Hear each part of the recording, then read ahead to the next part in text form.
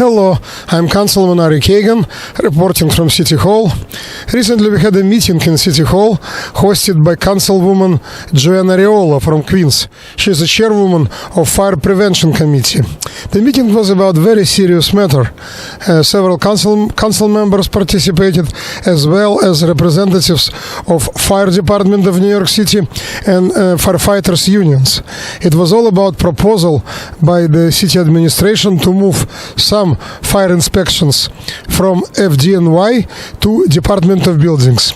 According to Fire Department, such a proposal is very serious, and very soon we will have a public hearing in New York City Council about this proposal. I will say right away that I'm totally against this idea. I believe it's a wrong idea because it can lead to tragedies, to more fires, to a lot of damages to property. And representatives of Fire Department very clearly stated that right now fire inspections all over the New York City are done by professionals who are trained, specially trained, who have experience in these inspections. When it will be moved to Fire Department, which is well known that DOB inspectors very often, very lax, I would say this way, doing inspections in a very relaxed way. Some of their inspections are done after these inspections you can go again and see a lot of issues. But when it comes to fire inspections, it is life and death situations.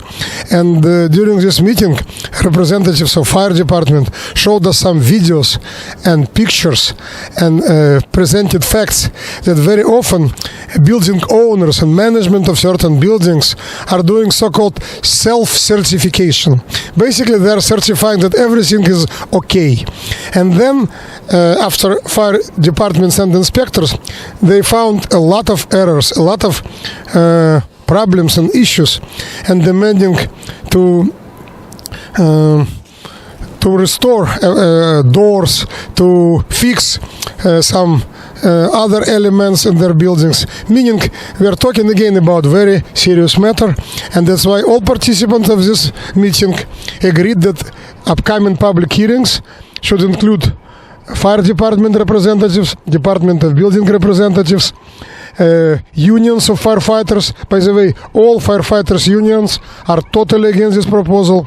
And of course, some members of the public who will testify that it could be very deadly if we are going to have in New York City such a lax and easy fire inspections by people who have no special training and no experience. There were Republicans and Democrats at that meeting, so it was a bipartisan meeting, and it is a bipartisan issue. We're talking about fire safety in New York City. Another topic I wanted to talk about today, I participate in public hearing related to all issues with Access Right program. It is a very popular program, especially for people with disabilities, for seniors, and New York City has very extensive Access Right program. It is used by about 170,000 riders, which is a very significant number. 60,000 of them using Access Right program every single day. And it's at $2.75. It's very affordable, and it's specifically for people with disabilities and seniors. And they also can pay 50% using existing discount programs of New York City. So it's affordable. But there are many, many issues in terms of quality of service, in terms of timing, etc. I asked one question to MTA that also was present at that hearing. Right now, Governor Hochul proposed to cut about $500 million from MTA, specifically all subsidies to this particular Access Right program. Can you imagine that New York State will cut $500 million from the program popular among people with disabilities and seniors? This is the right time to cut such a program. And when I asked MTA, how come? Why did you come up with this idea? Oh, Governor wanted to balance. Governor Hochul wants to balance subsidies from state, subsidies from City of New York. That's why it's so important. Then they told me, even Nassau County is going to pay more, not just New York City. My reply is, are you kidding me? New York City and Nassau County is exactly the same. New York City, for the record, is 9 million people paying the bulk of money to MTA. All of these fares, all of these tolls. We have MTA mobility tax in New York City, like MTA charges here and there everywhere. So New York City now is going to be punished. It's going to have $1 billion less specifically for such a popular access right program. So like I'm totally opposed to it. I publicly stated my position. I said that city council members should write letters to Governor Hochul strongly opposing this proposal. And I believe it's very, very wrong that instead of improving service, instead of investing more into MTA, instead of building more accessible subway system in New York City, more elevators, more escalators. Instead of it, governor is planning to cut $500 million from access right program. So she's going to punish people with disabilities and seniors programs, seniors who are using this extensively. How did she come up with this idea? So I know that Mayor of New York City, Eric Adams, spoke against this proposal, and I hope that common sense will prevail in Albany, and all legislators from New York City will fight this tooth and nail. So that's another issue to discuss. Also, our office, I represent 47 council districts in southern Brooklyn, which is Seagate, Coney Island, Marlborough Houses, Gravesend, Beach Haven, Bensonhurst, and West Beach. We invited kids, 200 kids every day. We invited during the winter recess, winter break, February 21st, 22nd, 23rd, and 24th for 4 days. They were able to come to Abe Stark Rink and enjoy for free ice skating. You had to look, you had to see, you have to look at the faces of these kids. They were so happy. Their parents, grandparents were so happy for 4 days in a row. For several hours in the morning, they were able to learn how to skate, or if they know how to skate, to enjoy it for free in Coney Island at Ape Star Rink. Thank you so much to the administration of Ape Star Rink. Thank you so much for our partners in government. Thank you so much to Parks Department and all sponsors who made it possible. I was very happy to see so many happy kids and their parents and grandparents. I also would like to thank Emblem Health and Coney Island Sharks. Coney Island Sharks provided specifically free popcorn for kids. Emblem Health provided free scarves and hats to kids, and even Starbucks provided a free hot chocolate. So everybody clearly enjoyed this. Also, very important topic for me, and I believe for the entire city, what is going on with public safety. I'm preparing the legislation, and very soon I will introduce it at New York City Council to increase starting salary of our brave police officers. Not everybody knows, but the starting salary of police officer in New York City is $42,500 a year. $42,500 a year starting salary of a police officer in the capital of the world, with high crime rate, with so many issues related to public safety.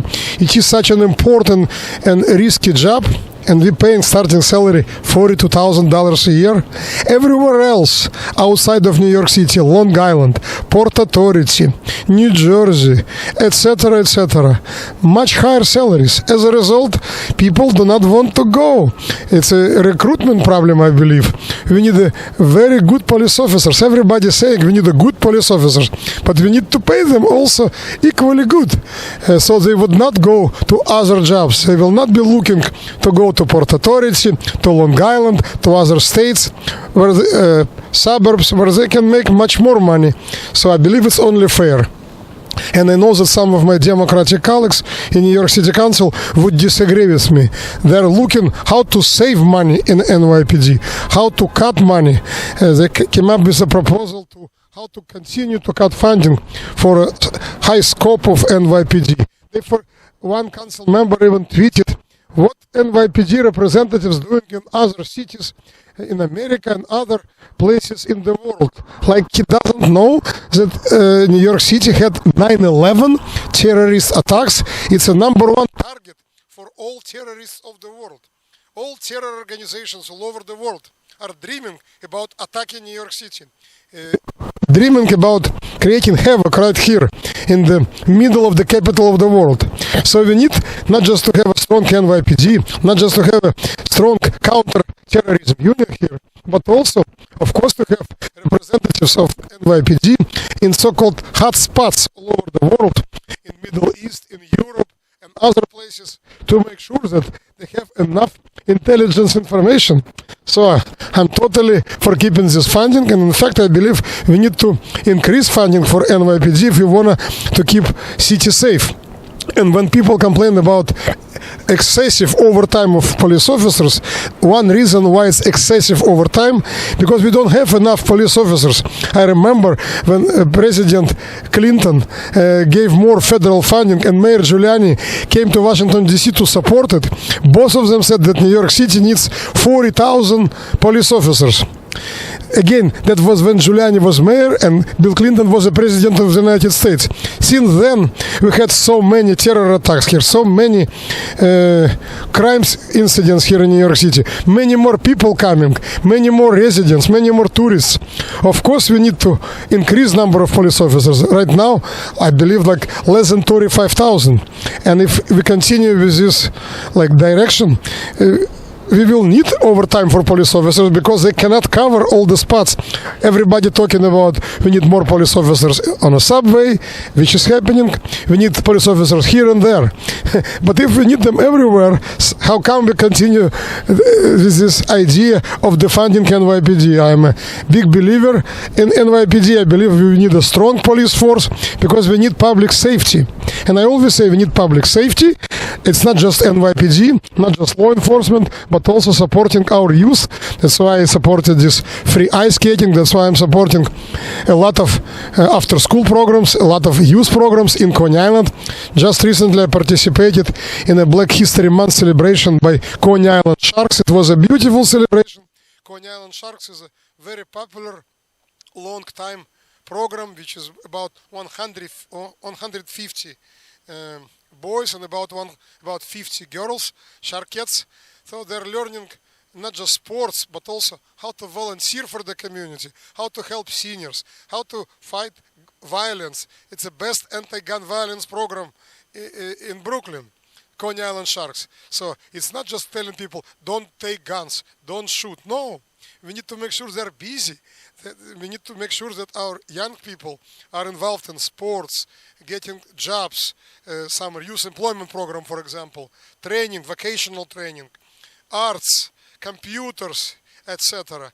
That's why I'm always saying it's a twofold approach, supporting law enforcement and supporting youth programs. And I will always do this. Also, as a legislator, I recently participated in a meeting at Kingsborough Community College of several administrators of CUNY colleges in Brooklyn and several state assembly members, state senators, and council members. And we talked about needs of CUNY colleges and universities.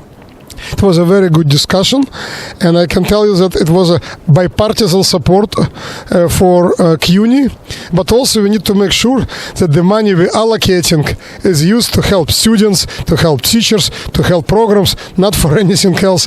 And that was the whole purpose of the conversation. It was a very constructive meeting, very important discussion.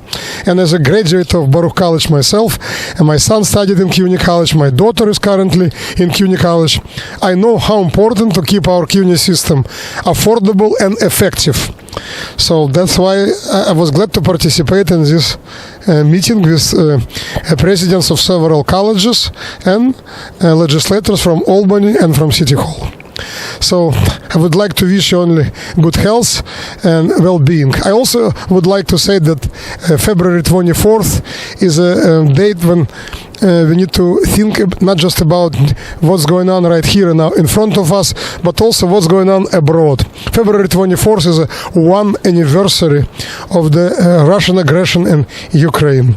That's the day 1 year ago Russia attacked peace-loving, peaceful, freedom-loving, beautiful country named Ukraine. And attacked for one reason only, because Ukraine wants to choose its own destiny, wants to decide for its own people where Ukraine wants to be, whom they're going to be friends with, how they're going to live, what language they're going to speak, what heritage they're going to preserve. But President Putin in Kremlin decided that he knows better, and he's decided that he wants to teach a lesson to Ukrainians. He thought he will not just attack Ukraine, but acquire entire Ukraine within a week or two max. He is repeating the same mistake like Hitler in 1941. He thought he will take care of Soviet Union within 1 week, and you know how it ended. I hope this war will not be so long as World War II, and I am very glad to be American citizen. That America standing with the entire Western world, supporting independent, sovereign, democratic Ukraine against Russian aggression. And New York City is welcoming many Ukrainian refugees, and Southern Brooklyn is no exception. And yesterday I participated in a Ukrainian solidarity rally in Asser Levy Park, where about 100 people, Ukrainians, immigrants from Ukraine and non-Ukrainians, showed up with Ukrainian flags and showed their solidarity, expressed their solidarity with Ukraine. And I said in my speech that we have to care about what's going on in Ukraine, not just because it's the right thing to do, not just because it's a fight and war between darkness and light, but because everybody knows Putin will not stop in Ukraine. He already proved it in Georgia. He already proved it in Moldova. He's not going to stop in Ukraine. If he will not be stopped over there, he will continue his attacks. And he hates America big time. He hates West big time. He hates us for what we represent. Freedom of speech, freedom of religion, freedom to choose our own destiny, human rights, right to elect our own leaders. Again, I said it in City Hall 1 year ago. This is a fight, so we have a right to choose our own destiny. So I am standing definitely with Ukrainian people and Ukraine in this war against Russian aggression. And I also would like to say that in Southern Brooklyn and in my district, many different communities work closely together, supporting each other, and it's beautiful to see at every celebration, Black History Month, Jewish Heritage Celebration, any other community, everybody coming together and celebrating together our own heritage. That's the beauty of New York City. It's a cultural mosaic of the world. You don't need to travel anywhere just to visit Georgian cuisine, to go to Italian restaurant, to enjoy Ukrainian dances, etc., etc. You can get all of this just in Southern Brooklyn, just in New York City. And this is the beauty of New York, capital of the world, the beauty of America. And you know Frank Sinatra. And if you can make it there, you can make it anywhere. That's why I love New York. Councilman Kagan.